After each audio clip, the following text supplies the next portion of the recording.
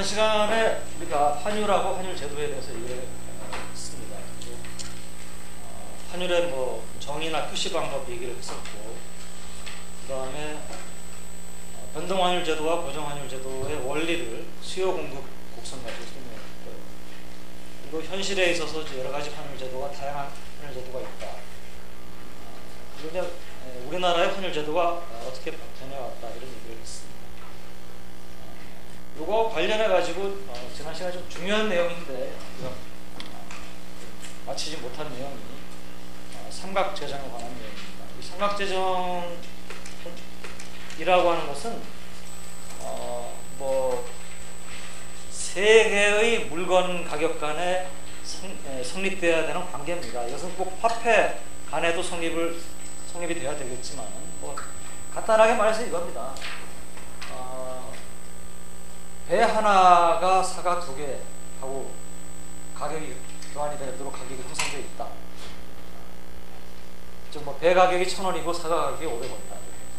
그 다음에 이번엔 사과 가격은 사과 하나당 귤 두 개하고 교환이 되도록 가격이 있습니다. 그리고 사과 가격이 500원이면 한 개가 귤은 250원. 그럼 배하고 귤 간에는 어떤 비율로 교환이 돼야 됩니까? 배 하나당 사과 두 개, 사과 하나당 귤 두 개니까 배 하나당 사과 귤 네 개가 교환이 돼야 되죠. 그런데 시장에서 만약에 사과 하나당, 배 하나당 귤이 5개 가격에 팔리고 있다. 그러면은 이 사실을 아는 사람은 배를 어떻게 하죠? 귤 4개를 가지고 사과 2개를 사고 사과 2개를 가지고 배 하나를 사면은 그 배를 귤 5개 팔 수가 있으니까 그냥 앉은 자리에서 한 바퀴 이렇게 돌면은 귤 하나가 생기잖아요. 자꾸 돌리면 돈을 벌 수가 있겠죠. 이런 것을 우리가 무위험 차익 거래, 아비트라지라고 하죠. 그래서 이제 이런 아비트라지가 세계의 화폐 간의 환율에도 성립된다는 얘기예요. 지금 내가 배 하나에 사과 2개 뭐 얘기를 했지만은 이게 1달러에 배가 달러고 사과가 예를 들어서 엔화다. 1달러에 뭐 100엔. 100엔 넘어. 1달러에 100엔. 지금 뭐 120엔 정도 되지만 1달러에 100엔입니다. 그 달러 하나하고 엔화 100개가 됩니다. 그 다음에 1엔이 1달러가 예를 들어서 1,000원이다. 그러면 이제 1달러당 달러 하나당 원화가 1,000개가 서로 교환이 돼요. 그러면 엔화하고 원화 간에는 100개하고 1,000개가 같아야 되니까 1엔당 10원이 교환이 돼야지 되는데, 시장에서 만약에 1원당 11원이 교환이 된다든지 12원이 교환이 된다든지 그러면은 아까 얘기했던 거하고 비슷한 방식으로 무위험 아비트라지 프라핏을 거둘 수가 있죠. 그래서 이런 이제 아비트라지 프라핏의 기회가 보이면은 그 기회를 이용해서 돈을 벌려고 하는 사람이 이제 아비트라지 행위에 나서게 되고, 이 같은 아비트라지 행위는 결국 뭡니까? 삼각재정 관계가 성립되도록 만들어줍니다. 그렇죠. 이게 여러분들이 잘 알고 있는, 이게 이제 사실 2개의 물건 간에 얘기가 될 수 있고 3개 간에도 될 수 있는데, 자, 그래서 우리가 환율은 두 화폐 간의 교환 비율이고, 그것은 이제 두 화폐 간의 수요 공급에 의해서 이제 결정이 된다 이렇게 얘기를 했는데, 사실은 이제 원화와 관련해 가지고는 뭐 그러면 $1 외환시장이 있고 원엔 외환시장이 있고 원바트 외환시장이 있느냐, 이론적으로는 있을 수가 있지만 사실상 원화하고 바트 간의 직접 교환은 이루어지지 않습니다. 시장을 통해 가지고 거래는 이루어지지 않습니다. 심지어 이건 엔화하고도 이루어지지 않습니다. 지난 시간에 얘기했듯이 내가 원화를 가지고 엔화를 사고 싶다라고 하면은, 물론 은행에서는 여러분들에게 원화를 엔화로 바꿔줍니다. 하지만은 이건 대고객 시장이고, 은행은 그러면 원화를 가지고 어떻게 엔화를 구합니까? 여러분들로부터 받은 원화를 가지고 또 은행은 엔화를 구해야지만 여러분에게 줄 수가 있잖아요. 그리고 여러분과 같은 고객이 많으면 은행은 엄청나게 많은 엔화를 또 사야 될 필요가 있습니다. 그럼 어떻게 사느냐? 원화를 가지고 직접 엔화를 살려고 시도를 하지 않고 원화를 가지고 일단은 달러화를 삽니다. 그리고 그 달러화를 가지고 엔화를 팔 사람을 구합니다. 그럼 달러화를 받고 엔화를 팔겠다는 그런 거래를 하고 싶어하는 사람은 굉장히 많아요. 우리나라에서 찾을 필요가 없죠. 국제금융시장. 왜? 엔화든 달러화든 전부 다 국제 거래에서 많이 거래가 됩니다. 자, 원화를 바트화로 바꾸고 싶다. 그러면 이것도 마찬가지입니다. 원화를 달러로 바꿉니다. 그리고 그 달러를 가지고 바트화를 팔 사람을 구해야 되는데 이건 어디 가서 구하는 게 쉬우냐면 태국 국내에서는 바트화하고 달러 간에 매매가 활발하게 이루어집니다. 거꾸로 이제 바트화를 원화로 바꾸고 싶으면 태국 은행은 바트화를 먼저 달러화로 바꾼 다음에 그 달러를 가지고 우리나라 국내 시장에 와가지고 우리나라 국내 시장에서는 원화하고 달러 간에 거래가 많이 일어나니까 그 달러를 원화로 바꿨습니다. 자, 그럴 때 그러면 이제 시장에서 환율이 정해지지 않기 때문에 원엔 환율이나 원바트화 그러면 그 환율 어떻게 되냐? 바로 왜냐면 이게 이제 예를 들어서 지금 이게 이제 원엔이라고 하죠. 그러면은 원엔 환율을 정해야 되는데 그게 이제 엔달러 환율이고 이거는 원달러 환율. 이 두 가지는 뭡니까? 시장에서 정해집니다. 왜냐면 이게 엔달러 환율인데 엔달러 환율은 엔화하고 달러 간의 국제시장 수요 공급이 있습니다. 원달러 환율은 이제 주로 우리나라 국내에서 원달러 간의 구매가 활발하게 일어납니다. 그래서 두 개가 정해진 상태에서 원엔 환율은 시장이 없다고 해가지고 아무 환율이나 적당히 정하면 어떤 일이 경쟁성이 안 되면 누군가가 한 바퀴 돌아가지고 차익을 챙길 수 있는 기회가 생깁니다. 그리고 그 차익 거래를 사람들이 하면은 저절로 뭡니까? 벌어졌던 게 같아지게 만들어집니다. 그래서 결국은 같아지게 됩니다. 이걸 알기 때문에 아예 은행이나 이런 데서 여러분들이 원하는 환율 원하고 교환하겠다고 하면은 은행에서 정해가지고 여러분에게 주는 환율은 이거 알고 그러면 이거 아니까 공식에 의해서 요걸 계산했다. 그래가지고 이 환율을 여러분에게 오퍼를 합니다. 이렇게 결정된 환율을 우리가 재정환율. 환율이 재정환율에 의해서 결정된다 하면 이제 이 삼각재정식을 이용해가지고 환율을 계산해가지고 여러분들이 그 실제로 은행에 가서 보면은 환율 고시표에 달러와 도 있지만 살 때 팔 때도 있지만 중심환율이 있죠. 그러니까 이 중심환율이 사실은 재정환율이죠. 달러뿐만 아니라 엔화 살 때 팔 때, 위안화 살 때 팔 때, 바트화 다 환율들이 있습니다. 근데 실제로 시장에서 국내 시장에서 매매에 의해서 수요 공급에 의해서 결정되는 건 원달러 환율이에요. 나머지는 다 재정환율에 의해서 결정됩니다. 자, 이게 이제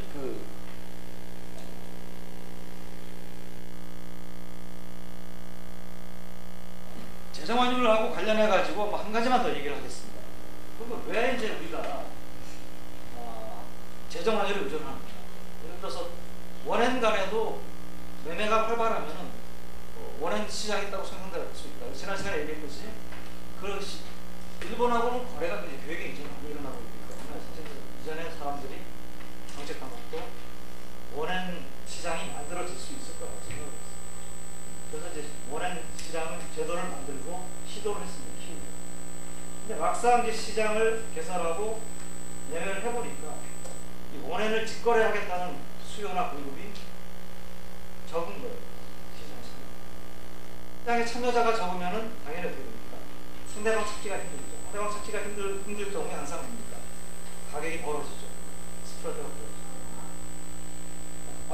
아파트 같은 것도 한참 경기가 좋으면은 내놓으면 내가 내놓은 가격이 팔리는데 주택 경기가 안 좋으면은 내가 팔고 싶어도 그 가격에 못 팔고 한참 떨어뜨려야지. 똑같은 원리예요. 유동성이 떨어져. 시장의 유동성이 떨어지면은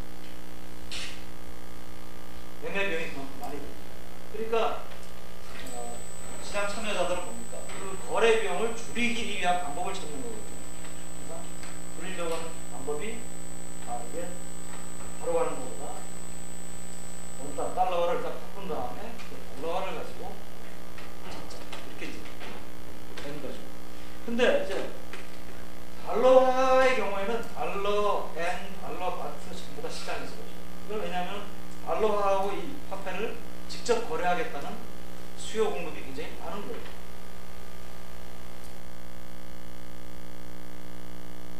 달러화 같은 경우, 엔화 같은 경우, 유로화 같은 경우는 상당히 많은 화폐들하고 직거래가 이루어집니다. 직접 수요와 공급에 의해서 하는 거죠. 이렇게 결정되는 환율도 사실 뭡니까?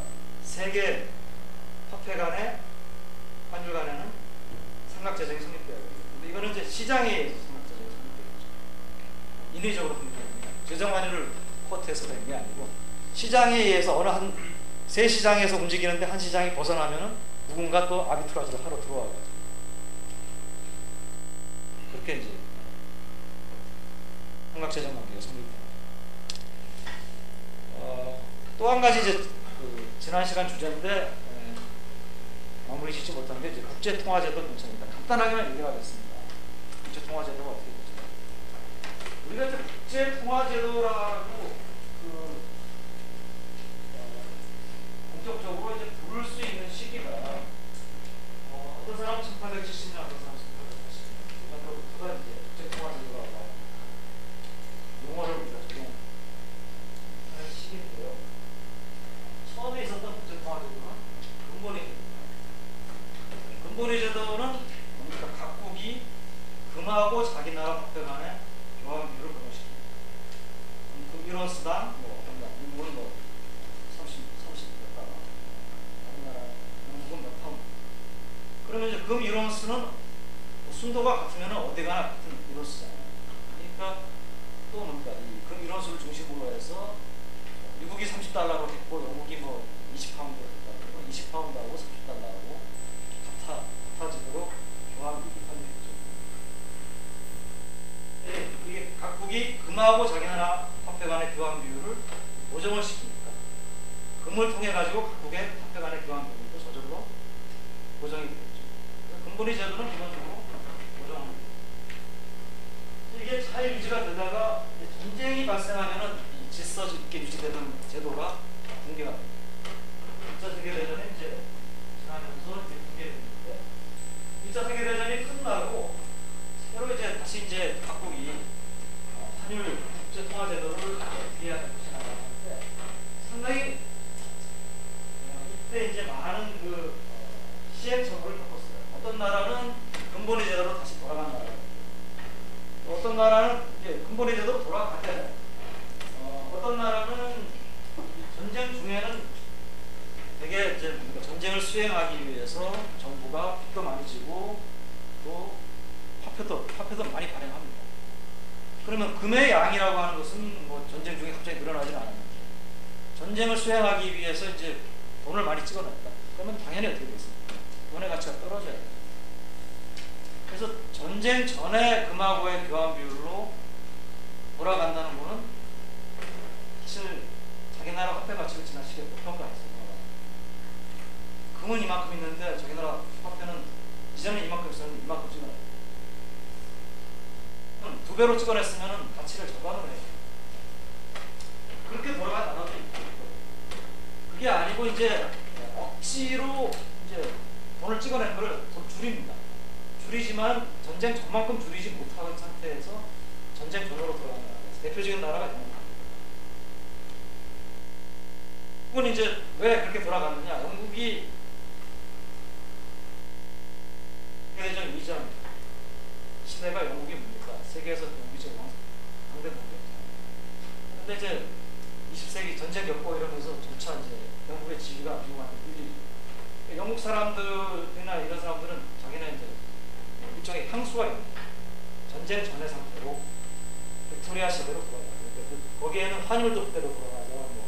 이런 이제 그런 향수 자기가 세계 강대국일 때의 그래서 향수로 돌아가면은 혹시 좀 그때 강대국의 지위를 다시 찾을 수 있죠.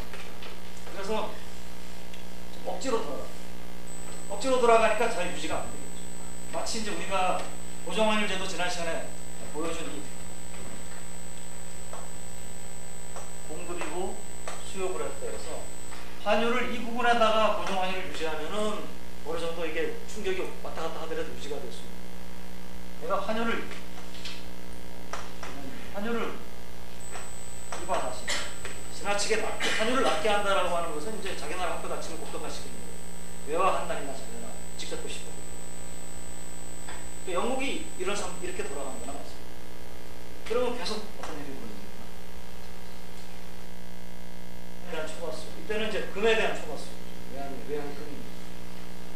그리고 그 금하고 자기 나라 화폐 가치를 일정하게 유지하기 위해서는 시장에다가 금을 풀어줘요. 안 그러면 금값이 올라가요.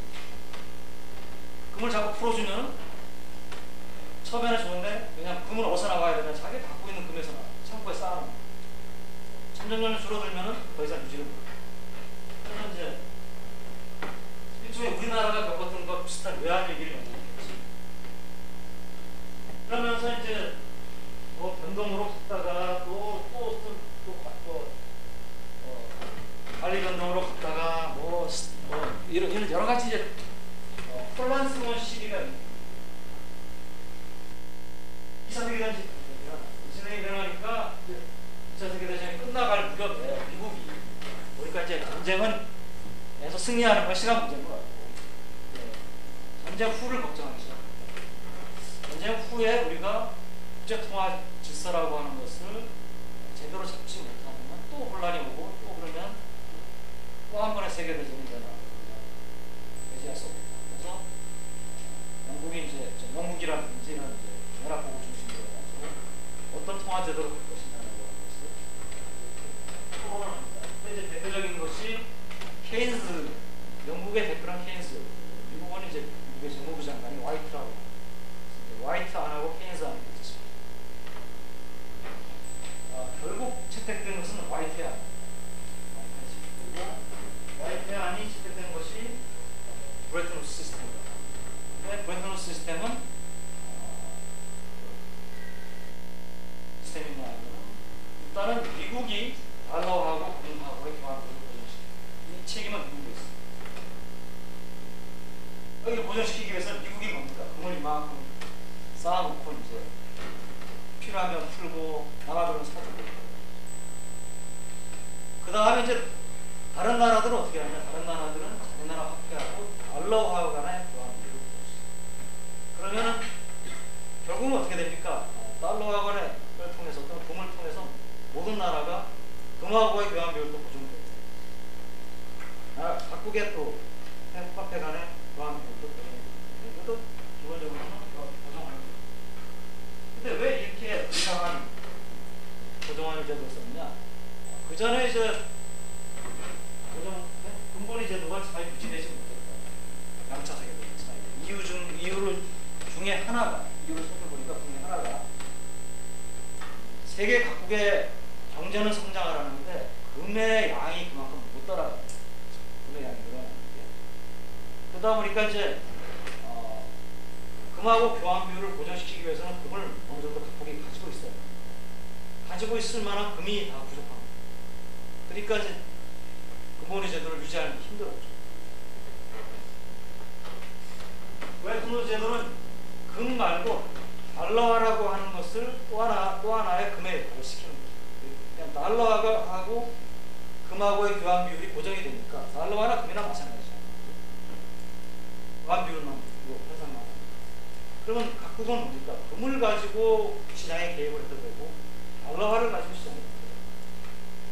그러니 이제 이건 자세하게는 다시 우리가 얘기하는 거거든요.